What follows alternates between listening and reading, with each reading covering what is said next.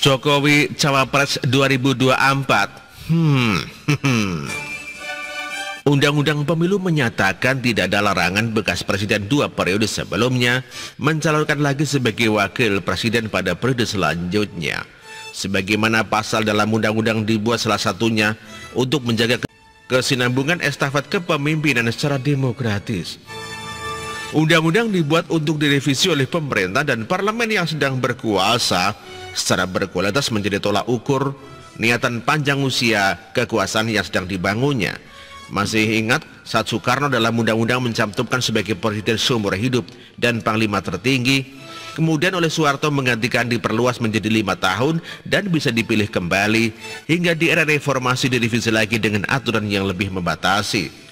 Secara konstitusional itu sah, namun tidak selalu berbanding lurus dengan iklim ego politik di Indonesia. Bahwasanya Jokowi dibatasi periode kepemimpinannya tidak serta-merta merubah total arah kebijakan pembangunan selama masa jabatan sebelumnya. Setiap efek pembatasan kekuasaan butuh masa transisi untuk dilanjutkan oleh penggantinya, atau justru penggantinya akan merubah total kebijakan yang sudah ada.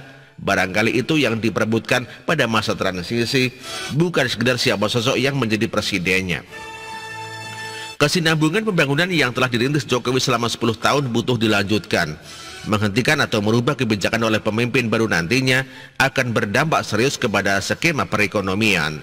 Bayangkan saja proyek kereta cepat yang sudah setengah jalan dibangun tiba-tiba dihentikan gara-gara Rizik yang jadi presidennya.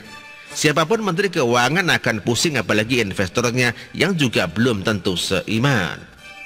Kembali ke judul di atas, kalau itu benar terjadi maka hanya butuh cawapres yang paham betul apa yang sudah dilakukan Jokowi selama 2 periode. Karena seperti biasa dalam rivalitas kontestasi, pihak lawan akan menyalahkan kebijakan sebelumnya untuk meraih dukungan massa. Hasil ngutanglah, salah strategi atau unfaedah. Jadi jangan harap ada jalan tol Papua, Sulawesi, Kalimantan selesai kalau presidennya pelaku retorika DP 0%. Jangan mimpi punya tambang nikel terbesar kalau Amin Rais yang menjadi presidennya. Seberapapun besarnya dukungan rakyat yang memilihnya, rusaklah infrastruktur yang sudah payah dirintis, dibangun dengan dana dan keringat. Jokowi punya modal massa akar rumput yang loyal secara pribadi ataupun kebijakannya. Entah berapa persen jumlahnya itu patut dipertimbangkan sebagai bargaining politik. Masa Jokowi belum tentu masa partai berlogo banteng. Mereka yang mencintai Jokowi tanpa harus berpartai. Matematika politik 2024 ada pada masa dukungan masa Jokowi akan diarahkan kemana. Kalau koalisi Gerindra PDIP yakin mengusung Prabowo Puan, belum tentu masa Jokowi serta-merta akan berkumpul di sana. Di sisi lain, koalisi Golkar Nasdem sudah terang benderang menyebut Gubernur DKI Abbasiyah menjadi pilihan yang belum ada tandingannya, tinggal mencari tandemnya. Strategi Muldoko mengambil alih Partai Demokrat menjadi sinyalemen terciptanya poros tengah, sebuah kubu yang menyatukan suara dukungan partai-partai kecil yang tak berdaya menghadapi koalisi partai besar. Akankah suara massa Jokowi akan bermuara ke sana? Tergantung kebijakan Jokowi. Ukuran Jokowi bukan lagi pada anggapan ambisi kekuasaan, tetapi adalah mempertahankan kerjanya selama ini agar tidak diacak-acak presiden barunya nanti.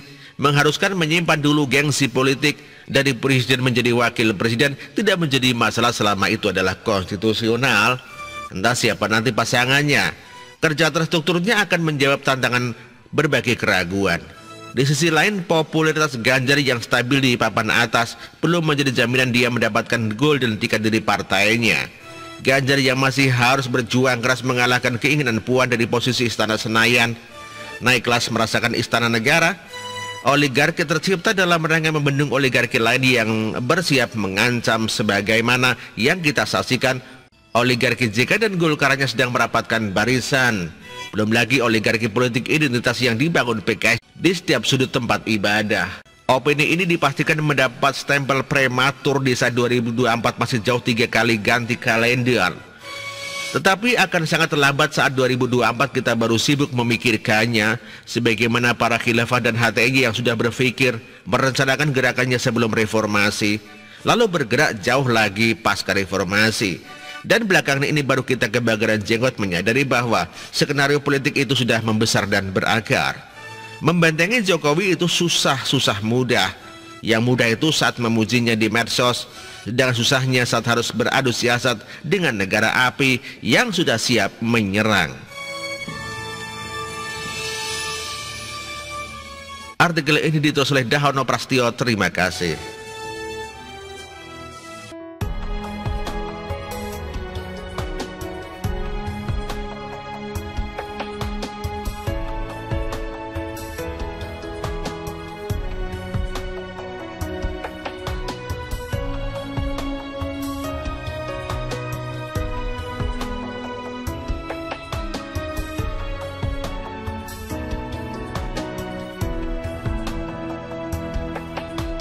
Bersih, jujur dan merakyat,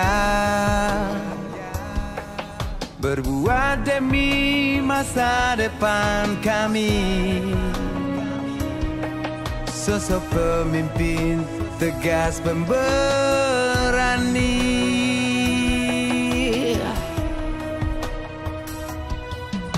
kamu tidak tergantikan. Terbukti baktimu untuk negara Indonesia Timur bersuara.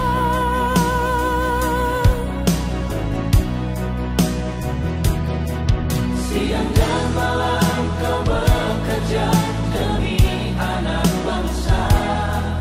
Jangan menyerah, rakyat mendukungmu.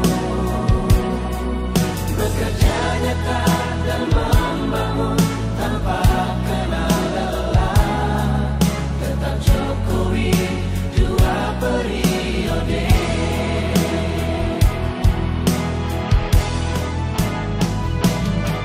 Ayo Jokowi, rakyat mencintaimu. Pilih Jokowi, Indonesia kerja. Ayo Jokowi, rakyat selalu berdoa. Pilih Jokowi, Indonesia jaya.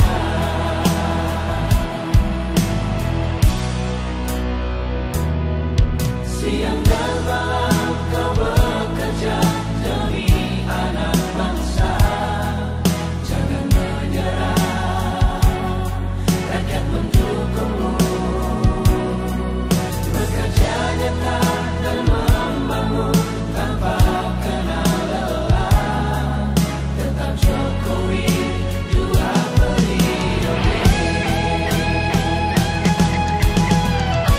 Dulu Maluku Utara dianaktirikan.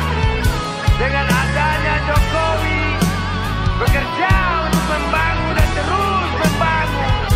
Sekarang kami Maluku Utara sudah menjadi anak sungguhan yang selalu diperhatikan. Jokowi, rakyat membutuhkanmu. Ayo Jokowi, rakyat mencintaimu. Pilih Jokowi, Indonesia kerja. Ayo Jokowi, rakyat selalu berdoa. pilih Jokowi, Indonesia jaya. Indonesia.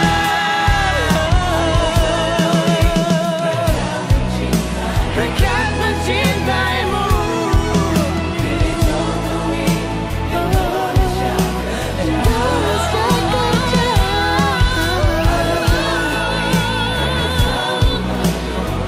Rakyat selalu berdoa. Indonesia jaya. Indonesia jaya. Pilih Jokowi, Indonesia jaya.